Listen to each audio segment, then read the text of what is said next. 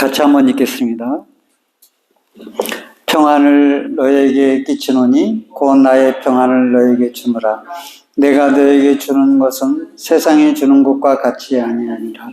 너희는 마음에 근심하지도 말고 두려워하지도 말라. 아멘.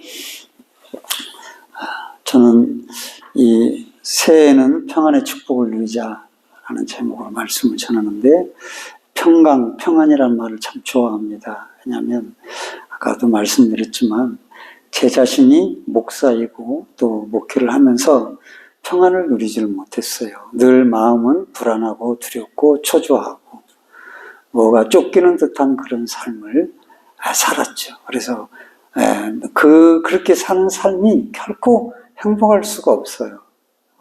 내가 예수 믿고 제일 우리들이 회복되어야 될 것은, 제가 느끼는, 그러니까 제 주관적인 생각인지 모르지만 말씀을 통해서 비춰볼 때 평안이다라고 하는 것을 알 수가 있었는데, 그 평안을 못 누리고 산 것은 헛된 삶을 살지 않았나 그런 생각이 드는 거예요. 그러니까 내가 아무리 목회를 한다고 발버둥 치고 잘하지도 못하면서 평안을 누리지 못한 거 잘못 산 거라 그 말이죠. 여러분은 어떻습니까? 여러분의 심령에 주님이 주시는 평안이 있나요? 또 안정감이 있나요? 우리 살펴보고 오늘 또 말씀을 통해서 주님이 주시는 평안이 여러분에게, 여러분 가정에 임하기를 주의 이름으로 축복합니다. 요한복음 중에서 13장부터 17장까지를 다락방 강화라고 말씀을 하십니다. 주님이 집중적으로 말씀하신 것은 산상수훈이 있어요. 마태복음 5장, 6장, 7장, 8장. 이게 산상수훈이 집중적으로 그 한 자리에서 말씀하신 거예요. 또 집중적으로 두 번 말씀하셨는데, 마태복음 24장, 25장에 보면은 종말에 될 얘기를 다락방에서 하셨어요. 그것도. 그런데 주님께서 치후에 십자가에 지기 전에 그 강화를 하셨는데 13장, 14장, 15장, 16장, 17장 무려 5장을, 요한복음 5장을 마가의 다락방에서 강화를 하셨어요. 설교하셨다고 말이에요. 그렇게 하시면서 거기에서 이 다락방 강화는 요한복음의 강화는 예수님께서 인류의 구속의 완성을 위해 십자가를 지기 전에 제자들과 마지막 만찬을 가졌죠.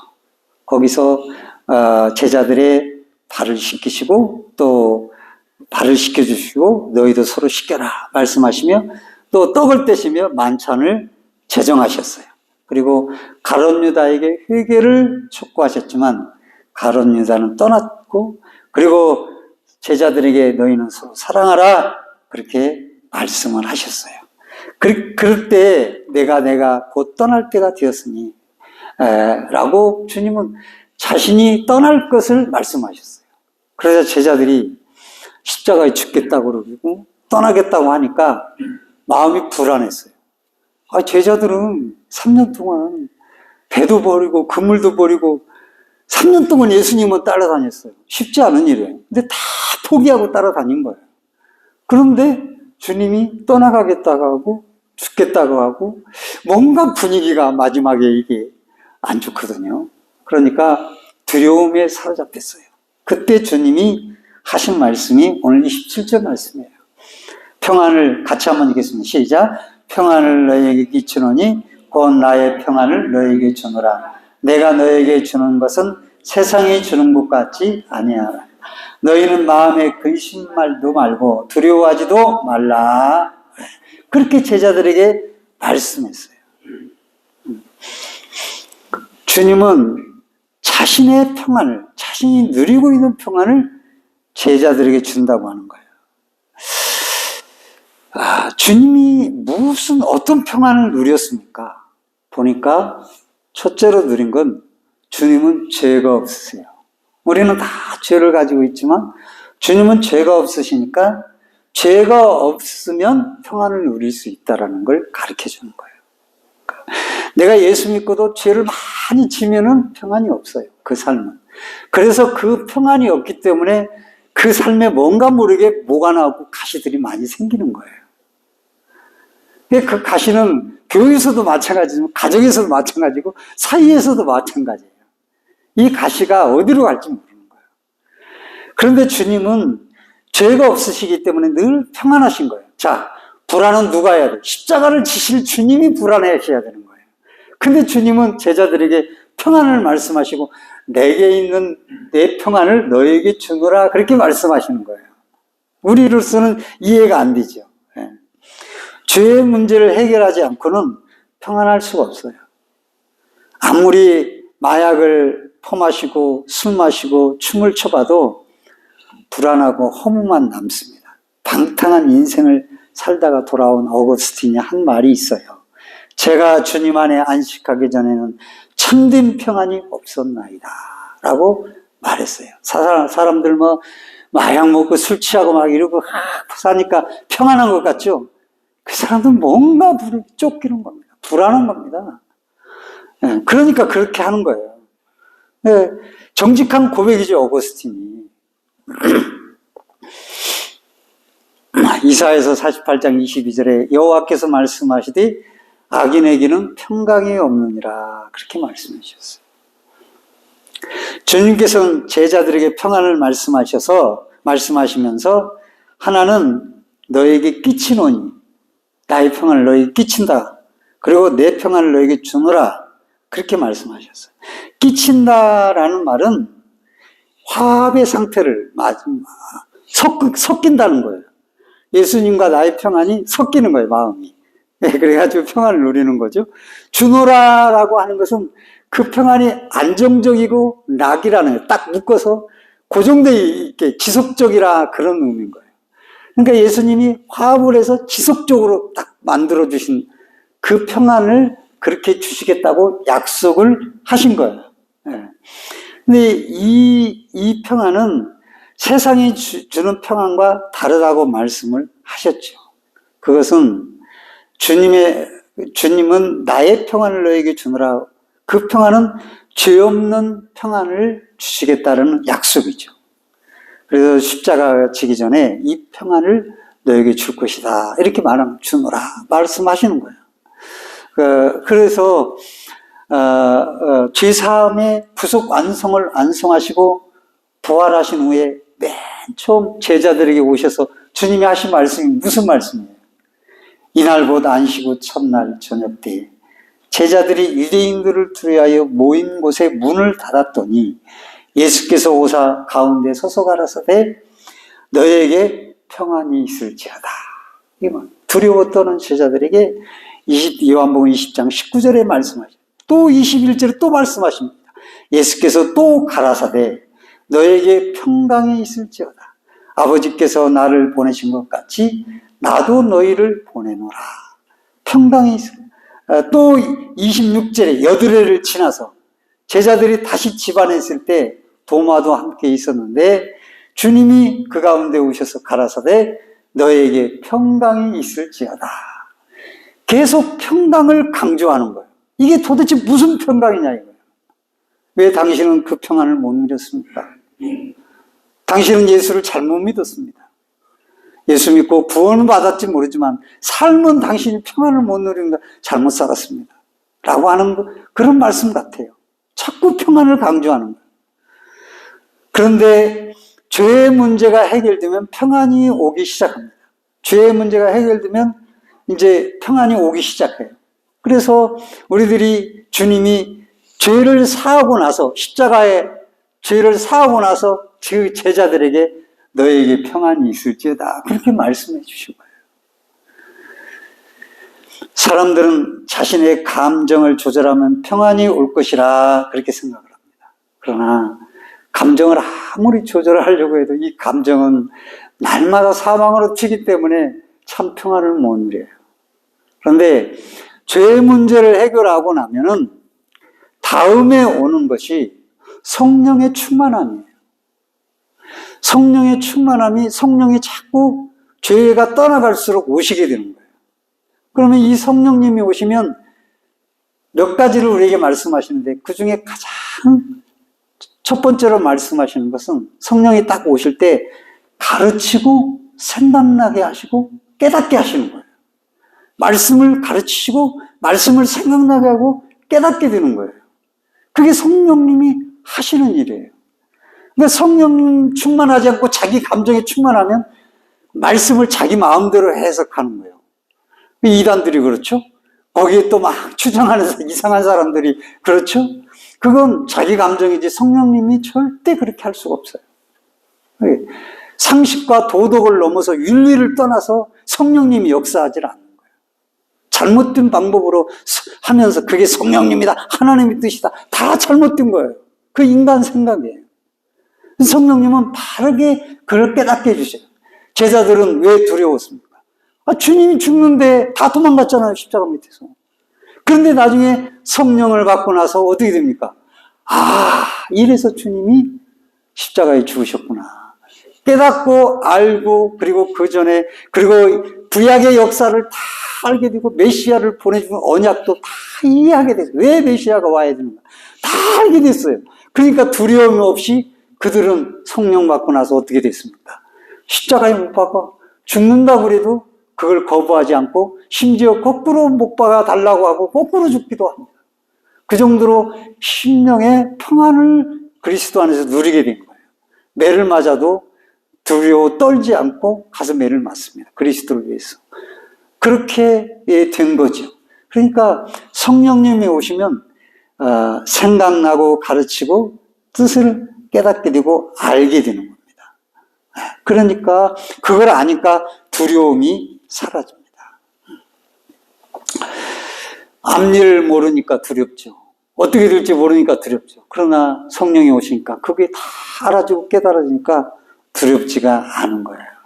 네, 막 겁없는 척하면서 두려움에 속은 두려워하는 사람들 많이 있어요. 성령이 역사하지 않는 거죠.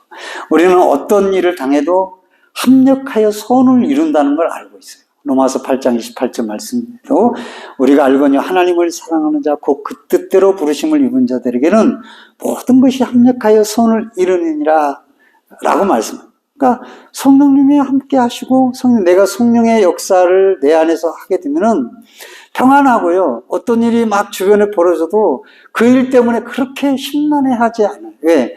그 일을 통해서 하나님 분명히 하나님의 선이 이루어지는 역사를 하기 때문에 그런 거예요. 그러니까 그리스도인들이 두려워할 게 없는 거죠. 우리 예수님의 말씀을 보십시오. 이것을 너에게 이루면 너희로 내 안에서 평안을 누리게 하려 함이라. 세상에서는 너희가 혼란을 당하나 담대하라.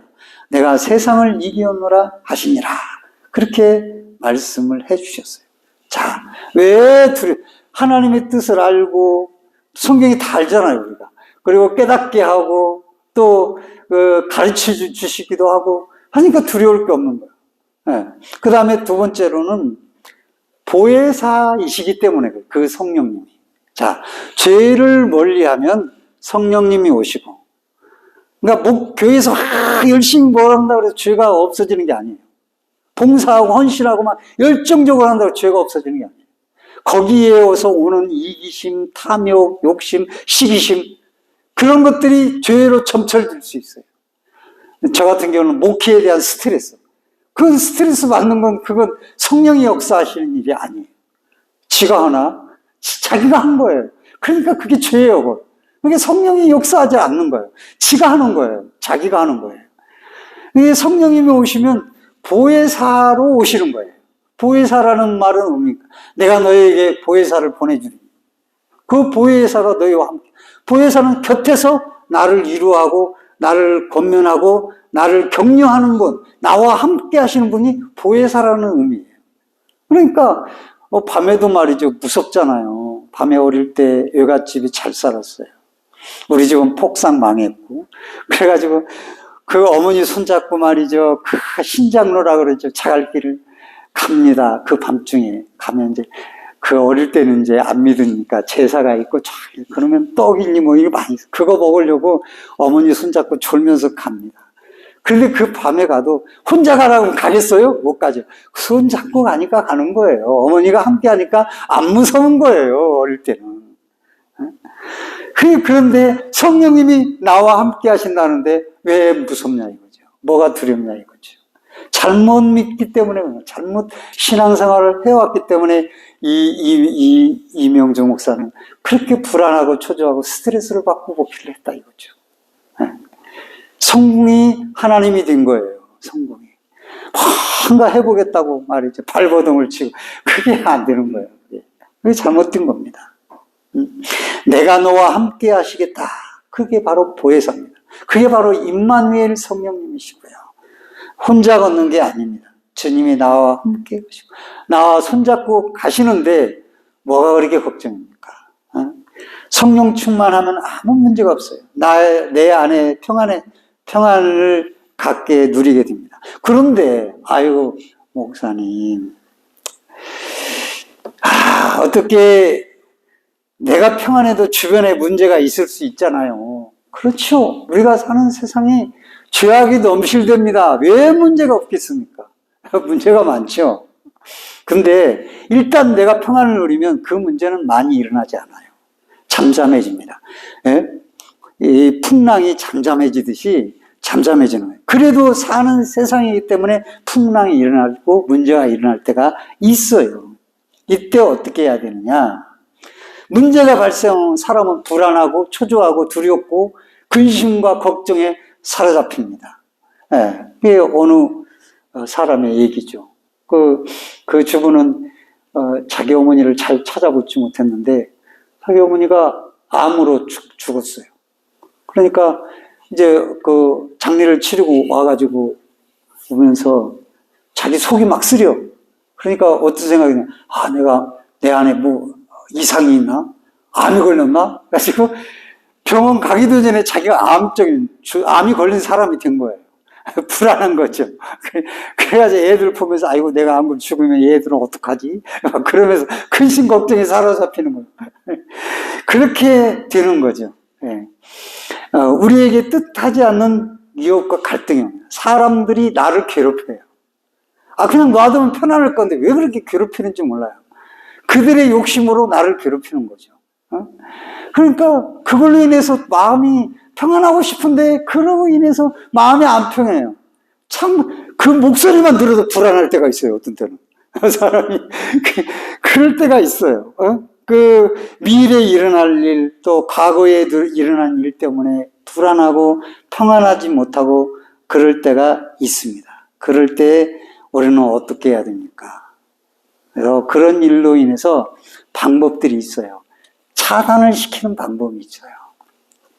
그런 사람은 나를 괴롭게 하고 그렇게 힘들게 하는데 괜히 그 사람들하고 가가지고 뭘 해보겠다고 그런 건 내 평안을 깨트리는 원인이 된다면 그건 좀 생각을 해봐야 돼요.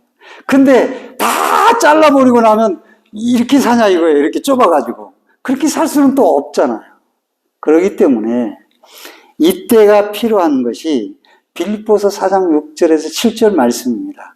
한번 저를 따라서 한번 읽어보시고 잘하는 말씀. 아무것도 염려하지 말고 오직 모든 일에 기도와 간구로 너희 구할 것을 감사함으로 하나님께 아뢰라. 그리하면 모든 지각에 뛰어난 하나님의 평강이 그리스도 예수 안에서 너희 마음과 생각을 지키시리라. 예. 기도를 하라 이거예요. 기도한다고 하니까 여러분들은 막 거기 와서 막 엎드려서 이런 게 아닙니다. 기도라는 것은 기도와 간구는 마음의 간절함이고 기도는 그것을 여러분 내가 그 생각을 밖으로 표출하는 거죠. 입술로 표출해도 되고요. 생각을 계속 하는 겁니다. 하나님 이렇게 간절히 그런 문제를 놓고 잠잠케 해달라고 평안케 해달라고 내 마음의 평안을 유지하게 해달라고 그 문제가 해결되게 해달라고 그렇게 물론 나와서 기도하고 또 집에서 기도하고 다 좋습니다. 네. 그렇게 하라는 겁니다. 그러면 하나님이 마음과 생각을 지켜주시겠다. 이 말은 뭐예요? 원래 주변은 풍랑이 일기 마련이다. 중요한 건 뭐예요? 너의 마음과 생각이다 이거예요. 너의 마음과 생각이 너의 삶의 키다 이거예요. 그러니까 너의 마음이 생각이 그대로 평강을 유지하고 나가면, 하나님의 은혜 가운데 나가면, 그것이 바로 평강을 유지하는 길이라 이거예요. 그게 중요합니다. 중요한 게 기도의 중심이 뭐라고요? 주변의 문제의 해결이 아니라 뭐라고요? 내 마음과 생각을 지키는 거라 이거예요. 거기에서 주변의 문제도 해결된다는 거예요. 내가 불안해지면 더 큽니다. 더 크게 일어나요. 내가 그 생각을 지키게 되면 더 평안해집니다. 갈수록 평안해지게 되어 있다 그 말인 거예요. 이건 매우 중요한 거예요. 너 하나님이 그렇게 기도했는데 네 마음과 생각을 지켜주신다는 거예요. 그거예요. 아, 중요한 게 바로 내 마음과 생각이구나. 그걸 흔들리지 말아야 되겠구나. 그걸 가르쳐 주고 있는 것을 보게 됩니다. 세상에도 평안을 누리는 사람들이 많습니다. 안 믿는 사람들도요. 마음을 비우거나 조건을 채워주면 평안할 수가 있어요. 마음을 단단히 하고 계속 훈련해서 그 단단하게 해서 흔들리지 않고 평안을 누리는 사람들도 있습니다. 그 평안을 누리기 위해서 산에 들어가서 수도를 하고 명상을 하고 하기도 합니다. 여호수아 리프맨이라는 소설에 마음의 평안이라는 이야기가 나오는데 어느 젊은 청년이 노인을 찾아가서 자기 소원을 아뢰었습니다. 노인은 무엇을 갖기를 원하느냐고 물었어요. 청년은 말했습니다. 첫째는 건강을 주셔야 되겠습니다. 두 번째는 재물입니다. 셋째는 미모입니다. 넷째는 재능이고 다섯째는 권력이고 여섯째는 명예입니다. 그 말을 듣고 있던 노인이 그렇게 말합니다. 아마 이제 리프맨이라는 소설가가 말하는 거죠. 여보게 젊은이 그러나 그 모든 것들이 있다 할지라도 평안이 없으면 아무것도 즐길 수가 없네. 그러니 무엇보다도 평안이 있을 때 성공도 누리는 것이기 때문에 평안을 제일 먼저 구해야 한다네 라고 말을 했습니다. 그러나 이분도 아마 저처럼 평안이 정말 중요한 거구나 이걸 깨달았던 거예요. 네, 깨달은 거예요. 평안이 없으면 쌓여있는 재물도 명예도 성공도 제대로 누릴 수가 없는 거예요. 네. 그래서 그거 있잖아요. 제 돈이 많고 집에다 금고에다 놓고 막 몇 단계로 말이죠. 출입문도 3단계로 이렇게 잠궈놓고 불안해가지고 어디 나갔다 오면 제대로 나와서 꼭 끌러보고 이렇게 살아서는 그건 아무 소용이 없는 거예요. 없는 것보다 못하는 거죠. 자동차왕 헨리 포드가 84세까지 살면서 그 당시에는 제법 살았죠. 죽기 전까지 왕성하게 활동을 했는데 건강의 비법을 물을 때에 적당히 운동하시고 적당히 마시고 신선한 공기 드시고 그래서 창원은 강북은 다 신선하잖아 공기가. 그리고 마음의 그중에 제일은 마음의 평화입니다. 그렇게 말을 했답니다. 그래서 평화가 그렇게 중요하구나. 그리고 이 러시아와 파키스탄 사이에 있는 훈자라는 마을이 있는데 거기는 사람들이 120세를 산답니다. 병원도 없어요. 그런데 그렇게 산다고 해요. 장수의 비결이 뭐냐? 세상 그 사람들 얼마나 평안한지 마음의 평안을 갖는 것이라고. 그 사람들은 다 무슨 일에서도 급하게 서둘러지도 않고 애타지도 않고 모두 그냥 평안한 거예요. 그냥. 그러면 일은 다 됩니다. 예, 그들의 문명의 만큼 가기만 하기 때문에.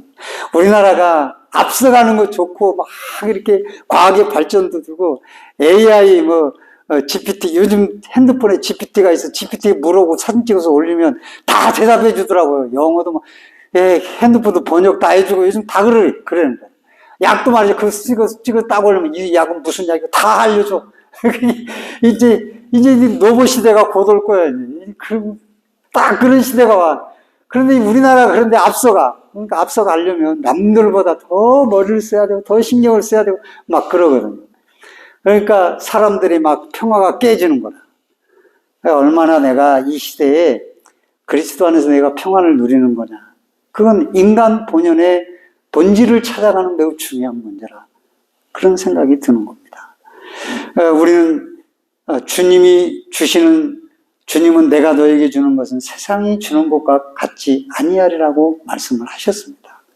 안 믿는 사람들도 이렇게 마음을 갖추고 그렇게 해서 평안을 누리는데 당신은 뭐였어요? 당신은 어떻게 살았어요? 죄송합니다. 나는 잘못 살았습니다. 주님 회개합니다. 고백을 해야죠. 회개해야죠. 우리는 지구상의 그 어느 것보다도 평안을 누리며 살 자격을 가진 사람들이에요. 그래서 제자들에게 너에게 평안이 있을지. 그 세상이 주는 평안과 다른 평안인 것이죠. 그걸 우리가 누려야만 되는 거예요. 두렵고 불안하게 사는 것 절대 하나님의 뜻이 아닙니다. 성령의 뜻이 아니고 성령의 역사가 아닙니다. 주님은 우리에게 평안을 주시기 위해서 십자가에 죽으셨습니다. 그리고 우리에게 세상과 다른 평안을 주느라고 말씀하셨습니다. 그러므로 오늘 우리는 두려움 없는 마음과 근심 없는 평안, 주님의 평안, 그 평안을 가정에도, 교회에도, 나라에도, 직장에서도 평안을 누려야 됩니다. 2025년도 주님이 우리에게 주시고자 하는 평안이 여러분 가정마다 그리고 자녀들에게, 가문에게 임하기를 주님의 이름으로 간절히 축원드립니다. 네.